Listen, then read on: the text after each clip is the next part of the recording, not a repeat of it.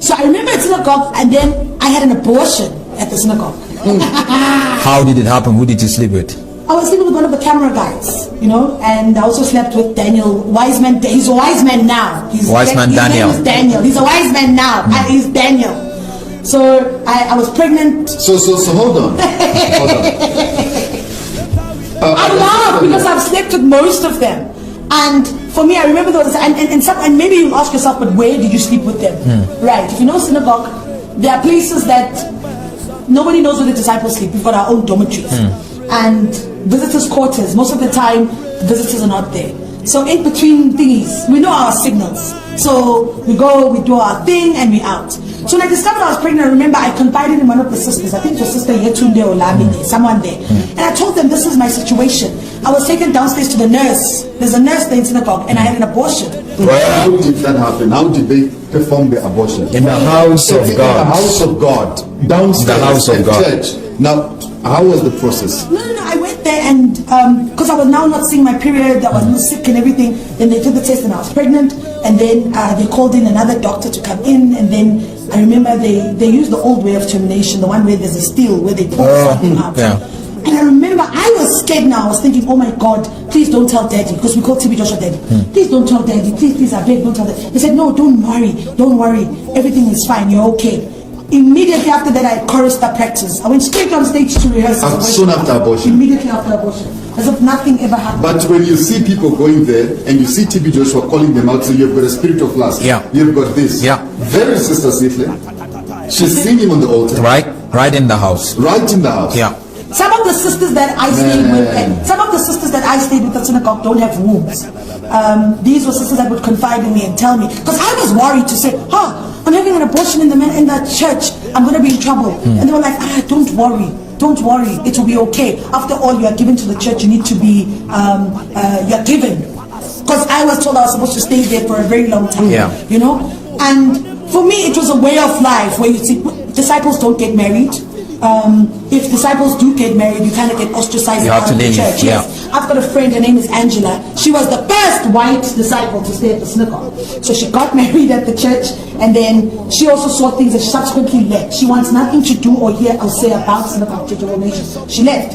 And me being there, I'm very vocal and I always ask. So every time at night we have disciple meetings. Now at this disciple meeting, that's when we learn the language.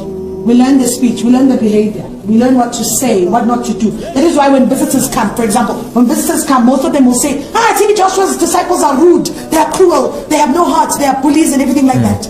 But the main thing is, we told what to do, what not to do and what not. And the most amazing thing is, you are assigned. For example, if they say there's a special group coming from South Africa, you are assigned to this group, you must be in charge of them. There are certain visitors, some visitors don't come to the dining hall. Some visitors don't come to the dining hall because everyone sits in the normal dining hall. Yeah. Some visitors, you are assigned to go issue and give them their food in their rooms, be it breakfast, lunch, or supper. They just don't come to. So females are attached to male.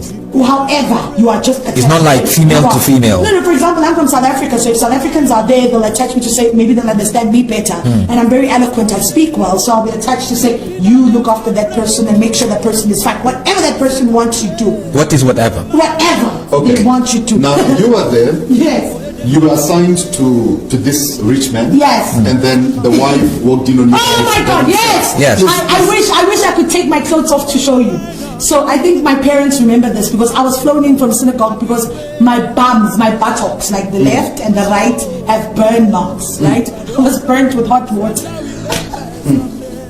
I was burnt with hot boiling water because unfortunately for me, this rich businessman, he is a South African. He is in South Africa. A lot of people know him in South Africa. He is in South Africa. He went to TB Joshua. He went to TB Joshua's, and I was assigned to look after him. And it so happened I was caught in the act with the businessman. How did it happen? By the wife. Are you guys allowed to do that? They said take care of him. So take care of him. So it was sexuality, whatever. So it's kind of like normal with some of the girls within the church. It's like it's an unspoken, okay, normal thing. Yeah. That is the altar. So for me, I was there and I was busy. I was on top of the man. I was busy, and the next I could feel it's like I felt as if cold water burnt me, But now remember, in the dining hall, if you've been to synagogue, there's always an urn. that's boiling with hot water, Okay. 24/7. Yeah. So I think that woman went there, took water, and then she came. That's his wife. Yes, and splashed me. You know, and when I was splashed with that water, so I quickly got dressed, and then I ran down. So I ran and I reported this incident, right? And then I was taken to Daddy's office, TB Joshua's office. And I explained what happened. I remember I had to TB Joshua. Yes, I had to take off my dress to show my bumps, because now I started getting, after being burnt, Yeah. you get those boils. Yeah. So I started getting boils on my buttocks. And then this side, I've just fornicated. This side, my bums are built. I was flown back into South Africa. So I flew back to South Africa, and I remember I was taken to one of the private clinics here because I had 3rd-degree burns. And when I was released from the private hospital, I had to go home to heal. So if my mom and my siblings can remember this, I would walk around the house naked because I couldn't. It needed to be exposed to cold air because it would damage itself and do whatever. And every time I was told, when you're asked what happened, you must say you were walking past the urn and the tap of the urn burst and the water burnt you. That was my story. That was the narrative they gave That you. was the narrative of my What story. did TB Joshua say to you when you met him in the office and you were showing him your buttons? When I showed him, he said, hey, bring it down.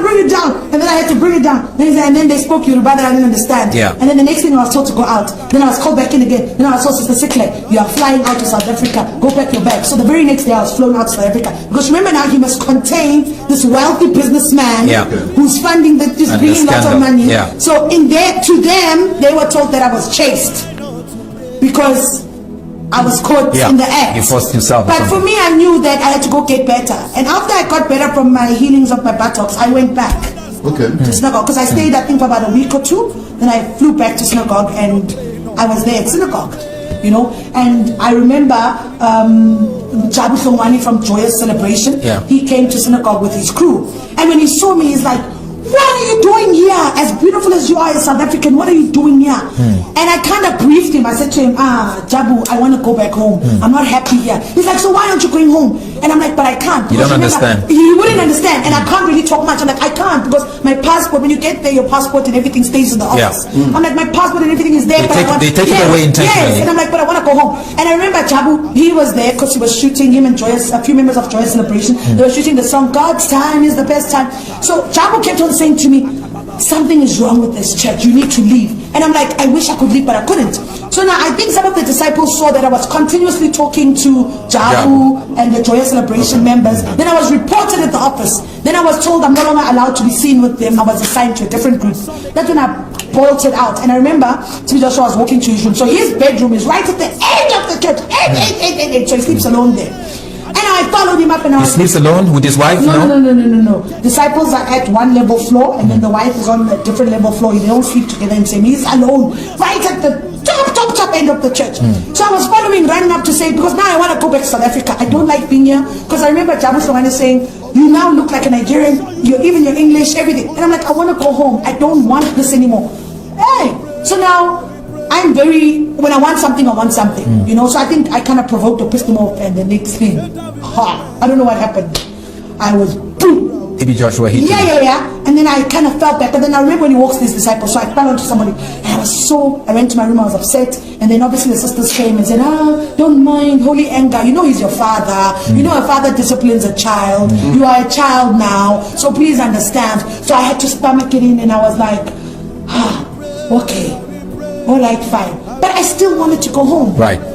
Then we were taken to the prayer mountain. And this for me was always something that I questioned, to say the prayer mountain that visitors go to is not the prayer mountain that TB Joshua goes to. How's that? It's completely different. They might show you old furniture and say, remember it's a script. Yeah. When you come to Prayer Mountain, we'll say, okay, everybody, praise the Lord. That's what we say. Good morning, praise the Lord. On your left-hand side, this is the place where TB Joshua, man of God, prays. And it's old. But that is not the one. Where he prays, God, I have seen with my own eyes. Is that where you used to swim naked? Please, that is where, ask Bisola, she will tell you. There, you don't know whether it's human being or fish that is there. You don't know what is going on there, but it's diabolic. And that is where many people's pictures are there. If the picture is not buried, the picture is nailed to the tree. That is where everything happens. But now for us, it's like, you know, you look at back now and you say, but like I always pinch myself and I say, but Sikhe, like you end up thinking that you're making up stories. Yeah. Because you don't believe that you were in there, you were in it, you were in there. I mean, like when these people were made wise men, I laughed my head off. I was like, even me, I could have been wise woman if I wanted to. Yeah. And you ask yourself, why is it that the disciple girls that are there are not married? Why is it that the disciple girls that are there don't have children? Because many have lost wombs in that process. Many disciples who came there with sicknesses. I've seen disciples die, dead bodies. Where you wake up as a dead body and will be thrown in a trash can. Trash can. Yes. Trash I've can. seen dead bodies where disciples... in the church. Oh my God. Disciples have ailments, but we can't be prayed for. We're just working for the church. We're working for God. And you see people... I don't know how many dead bodies or dead people I've seen within the church.